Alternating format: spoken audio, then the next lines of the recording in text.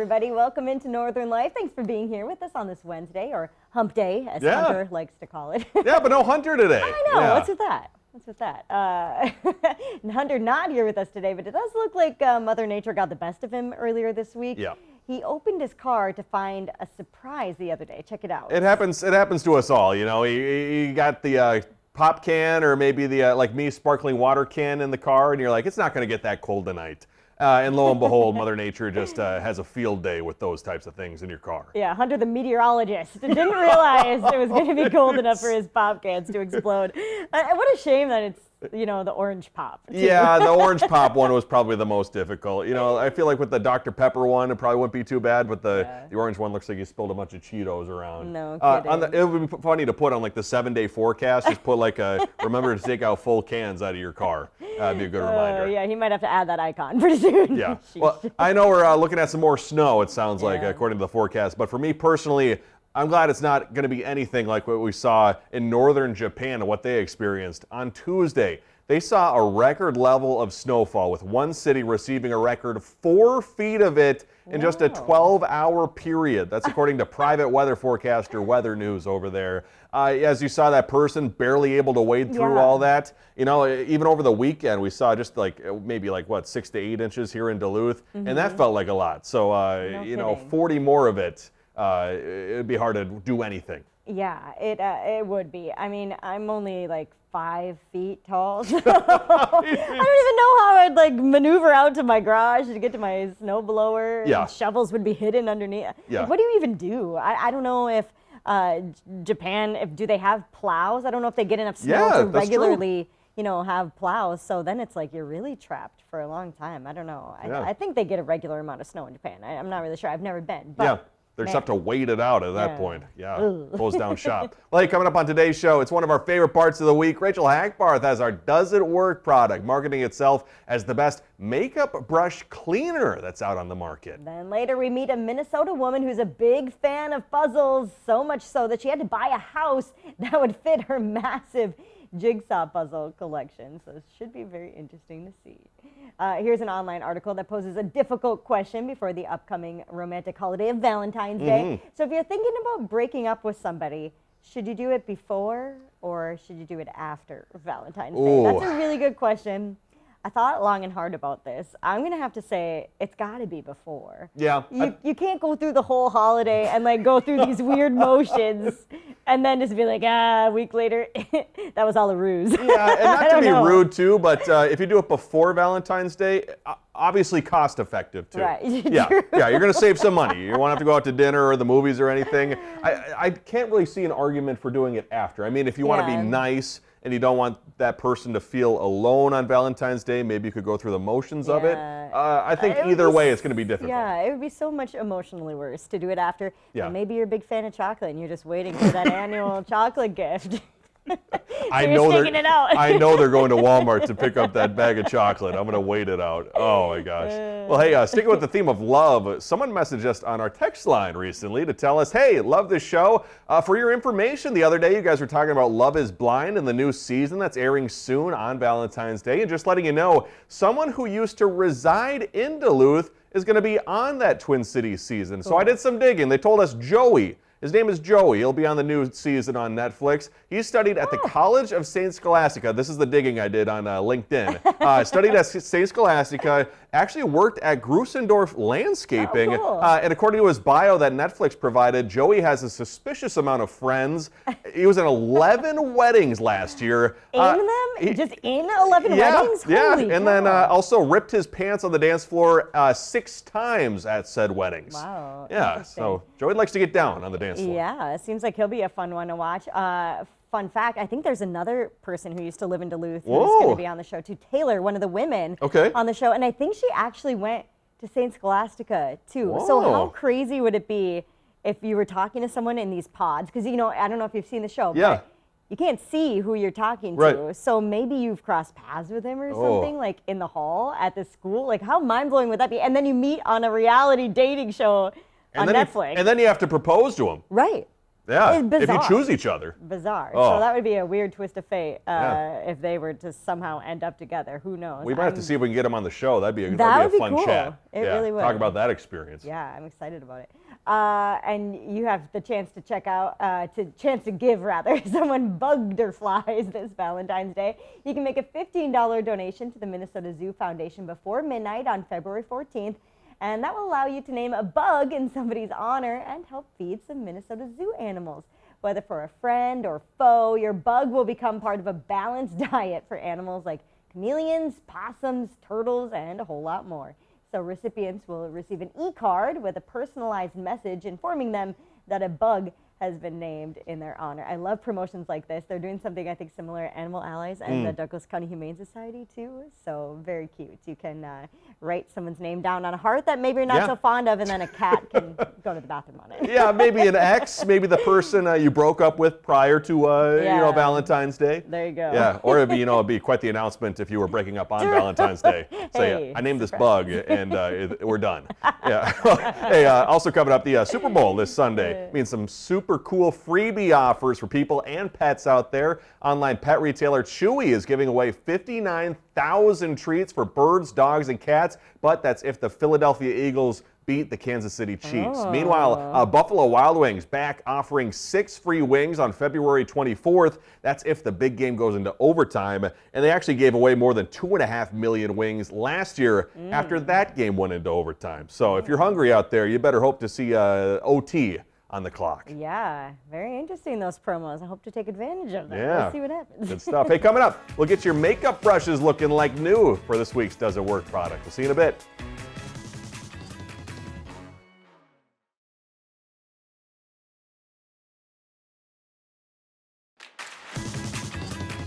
Welcome back, everybody. Hey, before we get to our Does It Work product, for baseball fans out there, next time you go out to see the Brewers play in Milwaukee, fans will have some new options to get to their seats even faster. The team launching facial recognition technology. It's going to allow ticket holders to submit a selfie when you're using the MLB Ballpark app before the game. Then you can get in through one of the 2 gates where the machines are going to scan your face and validate those tickets on your app. The new ticket recognition technology is only voluntary. That option will be in place for the Brewers opening day matchup on March 31st. Our director Shania says, quote, I hate that. Not a fan. Yeah, I don't know how I feel about it either. The script said it's going to speed things up. I just wonder, like, is that actually the case? Will it be faster? I mean, I don't know how quick, or like if it might not recognize your face, and then what happens then? Yeah, I feel like you have to be there for a decent period of time. I feel like, sometimes the people who are there helping you with the tickets, sometimes you have trouble scanning with the Bluetooth on your phone, which is, it takes a little time in and of itself. But or sometimes they ask you to like bring up the brightness on your phone bring the to make brightness sure you can't really brighten up your face. But I feel like, if you took the picture earlier in the day, maybe something happened to you, maybe you got wing sauce on your face and you try to go to the gate, it could be an issue getting in. Yeah, new technology always popping up in the most interesting places. It's feeling like the airport going to a baseball game. The airport one. Yeah, the eye thing. Do you have that? Good. I don't have I think is that global entry? I don't know. Yeah. It's the clear. I do have TSA pre-check. Oh, you do? And that's worth the money. Okay, that I don't think I need to get. That's speedy. Yeah, global what's entry. The thing where they look at your eyes? Global entry is where they look at your eyes, so that way you don't have to go to somebody with your passport and say like, why are you here?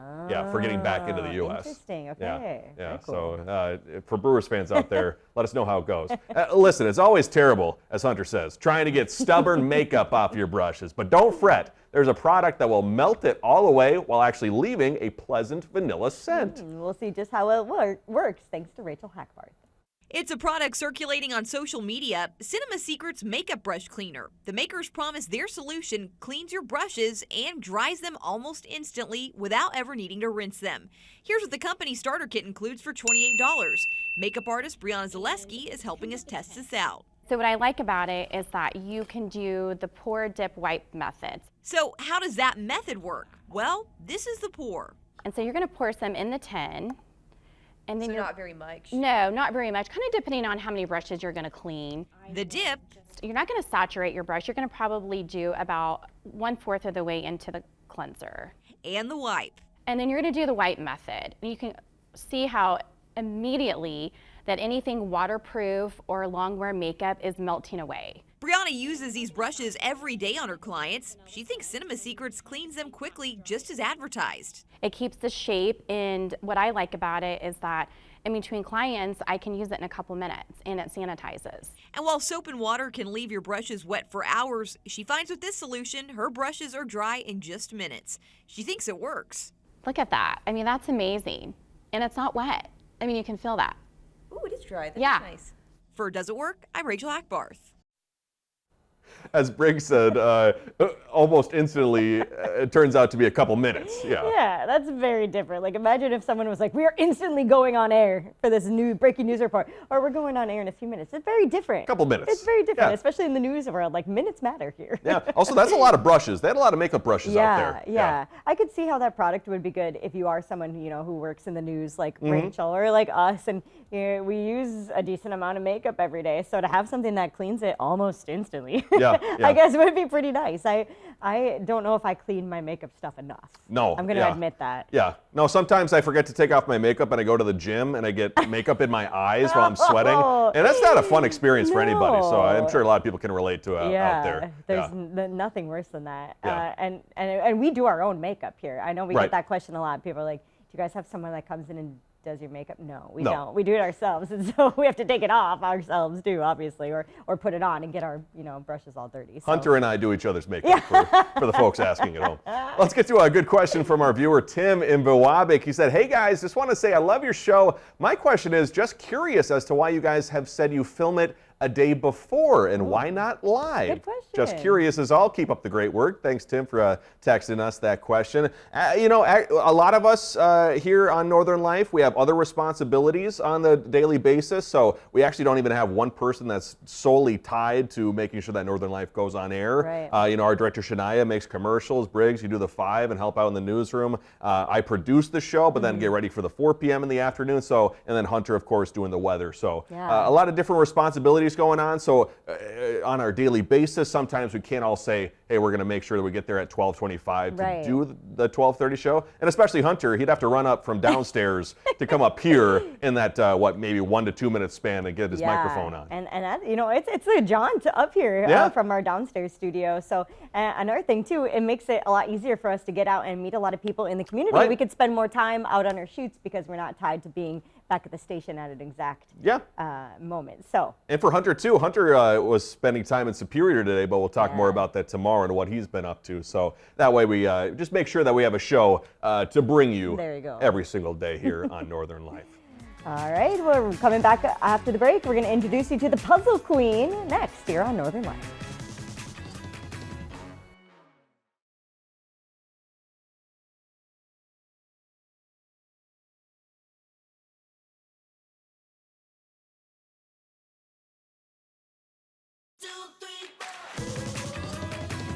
Welcome back, everybody. You either love puzzles or you don't. I don't. You don't? I hate puzzles. Oh, Briggs, come on. So much. I get so frustrated. Side story, my brother did have a QR code puzzle that he gave us one time. It was just a giant QR code, and it was the most frustrating thing. That would be difficult. That was not so fun. Yeah, not fun at all. But there's a Minnesota woman who does think they're very fun, and she has almost every puzzle under the sun. Boyd Hooper takes us to Mankato, Minnesota, where she needed a new house just to fit that massive collection.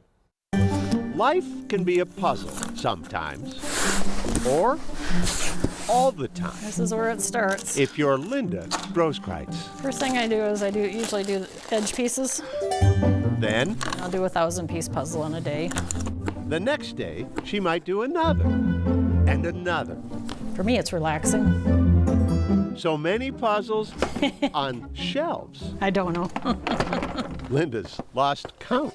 Well, I know I have 35 Amy Stewarts. And that's just one puzzle creator. And this one's the most difficult jigsaw puzzle, but I got it done in one day. I don't have the patience. Husband Jeff. I'd rather go watch the football game or something. Did buy Linda 38 puzzles for their 38th anniversary. I think it's her piece. But with room at home for only so many pieces, why not? I started the Mankato Puzzle Library about 3 years ago. It just gives everybody more of a chance to find more puzzles. And who doesn't need more? I've done that one. I've done that one. Have you done that one? Yes. Have you done that one? Mm-hmm. We all have something that we enjoy more than everything else. It's not any different than spending 4 or 5 hours at a time on the lake fishing. fishing, then mounting Yeah. your trophies. This is 9,000 pieces. This was my first large puzzle. Linda's first Yeah, that one's 5,000 pieces. was not her last. I did this one right after the Twin Towers came down. I went online and ordered it. This puzzle's 18,000 pieces. It was a gift from a distant relative in Germany. Then, Yeah, on she went. 18,000 pieces. I think this one probably took me 6 months maybe. We ran out of walls that were big enough, and one day Jeff goes, well, you know, we could split it and put it around the corner. It's 24,000 pieces. This puzzle has its own website. Where Linda is pictured as the first Minnesotan to put together what was, at the time, the world's largest puzzle. Till it wasn't. This puzzle is 40,320 pieces. It's a little over 22 feet long. The box weighed 44 pounds. And it came in 10 bags. The Grosskreitzes bought their new house to fit it. What throws realtors off is when you say, well, we're looking for particular wall space for large puzzles. I knew I didn't have room for this one. Room on the wall, room on her shelves, room for the rest of Linda's life. You go to the old folks' homes, there's always puzzles there, so I'll bring my collection when I go. Boyd Hubert, Carol 11 News, Madison Lake. You know, we all got our things. We got our loves, we got our passions and hobbies. It just seems that puzzles are hers. Oh my gosh, it's my nightmare. 40,000 pieces, Briggs. You can try that one out. Yeah, the one that said it took her 6 months to do, I would have ended in about 6 hours, maybe 6 minutes. I wouldn't have taken 60 that long. seconds would have said, I'm going to return this to sender. Yeah, you know, I've done good for her, though. a couple hundred's enough for me. I'm good with that. Well, hey, big star coming to Duluth tomorrow. We're going to talk about his visit and concerts coming up in a little bit.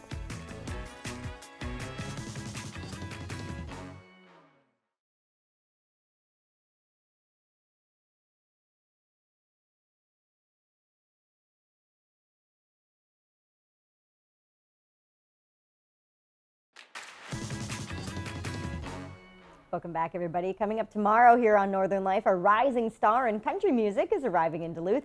Parker McCullum takes the stage over at Amsoil. We're going to talk about his big concert and discuss Hunter's future story involving a unique instrument that's big in Superior. So Parker McCullum concert, that's a big get for the deck. Yeah, and also, you know, our friends at Black Bear just announced this week some big stars that are coming over to Carlton, Minnesota, so we'll talk a little bit about that too. Hey, but before we go today, let's bring you some awesome news caught on camera down in Omaha, Nebraska. A girl celebrated the end of her cancer treatment at a children's hospital there, even getting to throw a pie in the face of one of her nurses. 11-year-old Maggie here came up with this sweet celebration idea after she came to the end of her second leukemia treatment. The target of Maggie's pieing was a nurse with whom she shared a special bond with. The hospital says Maggie has a busy year ahead filled with academics and even playing violin in her middle school's orchestra. That is amazing. She must have been so excited for that moment to pie her nurse, and I'm sure the nurse was like, yes, sign me up.